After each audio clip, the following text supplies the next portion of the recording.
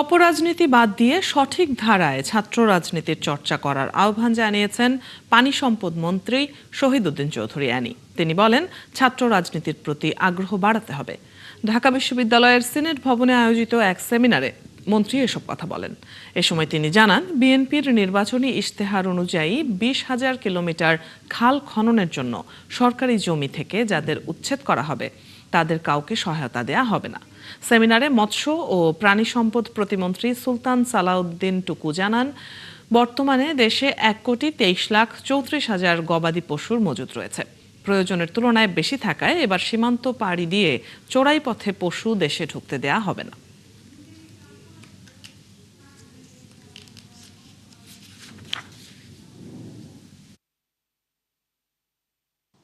আজকে কিছু কিছু শিক্ষা প্রতিষ্ঠানে আমরা যখন দেখি, শুনি, অথবা এর বাহিরেও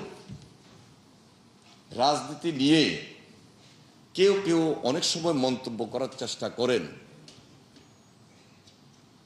করার কিছু কারণও আছে। কিন্তু এই চ্যালেঞ্জটা কিন্তু ওই শিক্ষার্থীকে ওভারকাম করেই কিন্তু রাজনৈতিক টেবিলে আসতে হবে।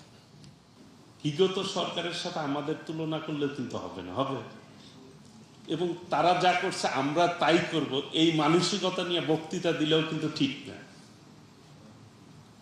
আমরা সবাই কিন্তু একটা রেজিমের বিরুদ্ধে আন্দোলন করে, একটা ফ্যাসিস্ট গভর্নমেন্টের বিরুদ্ধে এখন যারা সংসদে রয়েছে বিশেষ করে সবাই কিন্তু একটা ফ্যাসিবাদের বিরুদ্ধে আন্দোলন সংগ্রাম করেছে, যে এই বাংলাদেশ আমরা চাই না।